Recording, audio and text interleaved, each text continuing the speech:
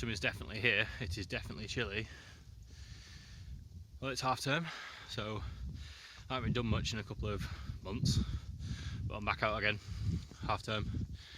So the weather's lovely and cold, so I'm heading up, just parked at the Shrines, going up to like Lost Lad, back tour. Got a couple of bits of new gear, got a new tent, new boots, so I'm camping for a little wander, not far, it's only about, I think it's about 3k there. So yeah, come out for a little wander, test some new stuff out, see how horrifically unfit I am, and then eat a lot basically.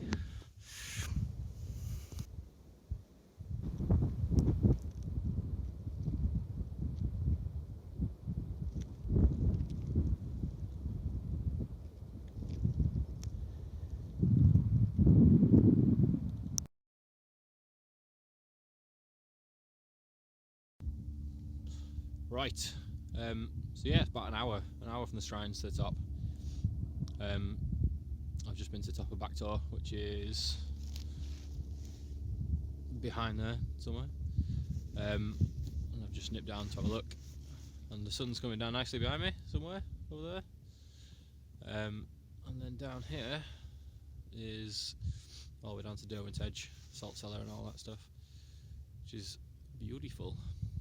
So I think I'm going to put another 500 metres down that way, down to Lost Lad, and then see if there's somewhere to pitch there. And if not, I might pitch over here, which looks a little bit boggy, but to be honest, not bad. So yeah, if Lost Lad's not great, then I'll have a crack at this one here. Little strip of grass, water I definitely can't drink, overhanging rocks to terrify me about getting crushed in the night. Everything you could want from a campsite, to be honest. But yeah, temperature's dropping really quickly. I was far too hot coming up, and now definitely chilly. But my winter boots are doing good, really comfortable. They don't even seem that uncomfortable considering the winter boots, so I might be able to use them all the time. We shall see. Anyway, a little bit more stomping I think, and some hot chocolate. So that's Back Tor, so we'll say bye bye Back Tor, and stompy stomp along here up to Lost Lad. The best thing about the Peak Park is they just give you little traps to keep you on your toes, you know, just to make sure you're not like just coasting. It's an adventure. It's always an adventure. Like this. You're walking along, you mind your own business, and then that one sinks. And then you know, I just get over the shock of that one. It's like, oh, it's terrible. And then boosh, another one. Just, you know, keep you on your toes with these computer game-esque dodgy plates. Step on one, it fires you off the level.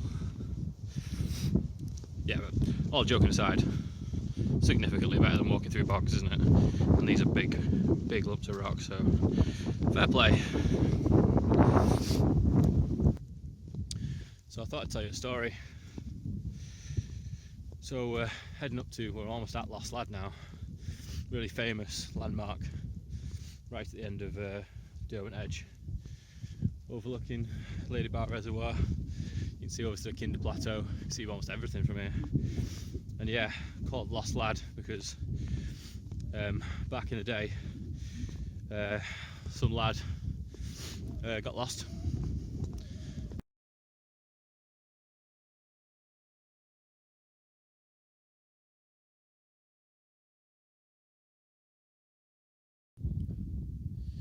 So here we are at Lost Lad. Bit exposed. Pretty chilly, to be fair. As soon as you stop, you think, yeah, it's pretty cold. So I'm going to stomp on a bit further. I think the next one is Lost Lad Hill End, I think. Basically the last bit of the ridge. If I remember correctly, I've stayed there before, and there's a rock to camp behind. Maybe. Maybe not. Yeah, I think I've got about an hour of sunlight left, maybe a little bit less actually, more like 40 minutes. So I could do with getting my tent up. So get a move on, I think, and if not, stomp back over there, put tent up over there. Either way, it's time for some food. So, almost back at Backtor again. Nowhere to camp at the end. Lovely view though, absolutely beautiful. So yeah, back up. Gonna camp just behind Backtor, I think. I've just been thinking, why have they called it Backtor? There already is a Backtor. Can't be more than 4 miles away where my favourite tree is. Down from Mammut. And this one's called Backtor as well. Not enough mountain names to go around. It's like in the lakes, it's like 3 or 4 red pikes. Anyway, it's supposed to be sundown in about, well, in about 20 minutes. I think it might be a bit longer than that, but it's not far off. So I could do with get my tent up while I can still see.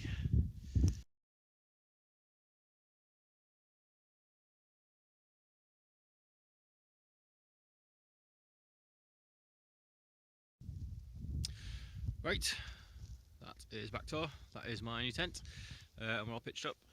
It's getting dark. I'm pointing at the sunset, so it doesn't look as dark as it actually is. But yeah, it's getting dark. Nice spot. It's completely silent.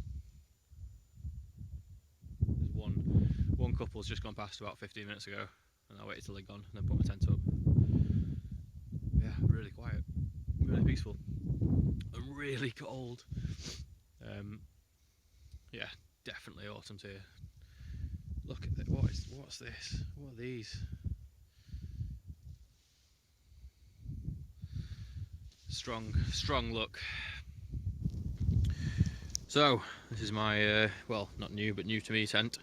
It was £60 on eBay. Aspect 1 Wild Country.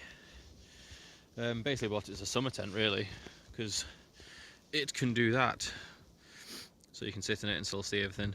I almost saw it as being like a tarp tent basically, because I could take it without the inner, put that up, and then it barely weighs anything. But yeah, I like the idea of sitting in it and be able to see everything. Put the inner right over the back. And it seems, to be honest, I was worried it was going to be really crap in the wind, but it's pretty solid. Looks alright. And it's got a little porch area to keep all your guff in. Not sure it's big enough to cook in, but I might be able to detach the inner and push it back a bit. So my sleeping bag and roll mat and spare clothes and all that guff. Rucksack fits at the end. It's quite a big-ish living space as well. So not bad.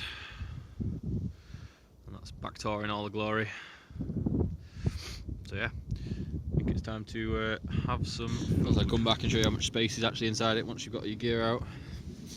So my rucksack's at the end there, and then I've got Thermarest X-Therm full length pad, and then my Rab sleeping bag, so that's a bit of space at the side, all the way in, and then there's a bit of space at the top, a bit of space at the bottom. I've got a book and the rest of my gear at the side, and then all my food and cooking stuff outside. So for one,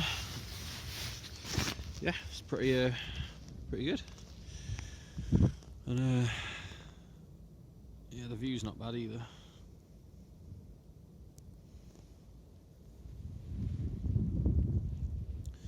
About half a moon.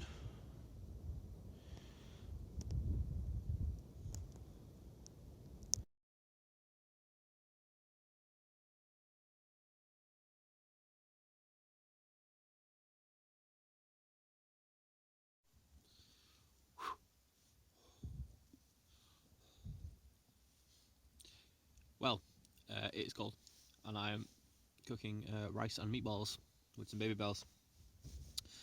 And then I was going to try and stream the Grand Prix, but my battery pack I think is flat, so that might not be happening. But yeah, this tent's awesome.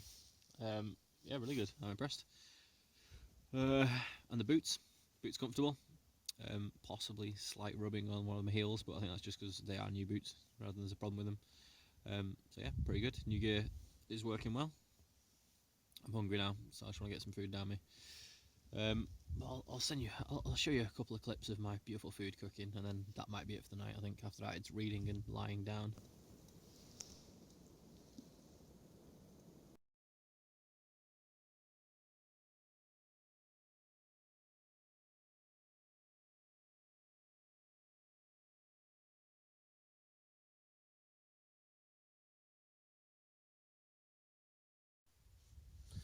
Morning. I woke up at about 6:30, my work alarm going off, and then papping myself because I was like, how am I going to get to work? Which was fun. I've packed up my tent, so you can see there is no trace, nothing left behind. And I've also got a lovely sunrise behind me. If that'll actually come in. Beautiful. Yeah, so stomp back down now. I think there's a cloud inversion in the valley as well, but I can't really see from here. But yeah, it's pretty chilly, so I'm going to have to get a stomp on. I have to take my down jacket off, and instantly, like, cold. In fact,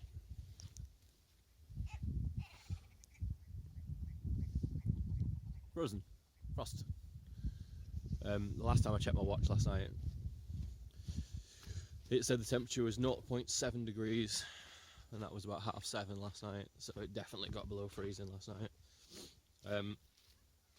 Yeah, I was a little bit worried because I haven't used my winter bag in about a year, and it's about 4 or 5 years old now, so I was a little bit alarmed that possibly it wouldn't be all that good, but I was toasty all night, nice and warm, so yeah, can't complain.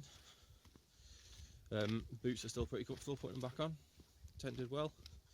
All in all, positive test, I think.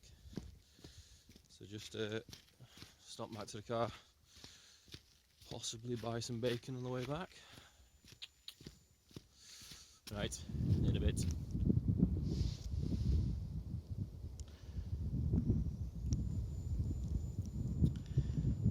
Frozen pond, definitely cold last night. It's not very thick, I don't think.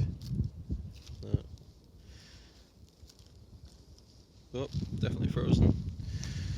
Cold.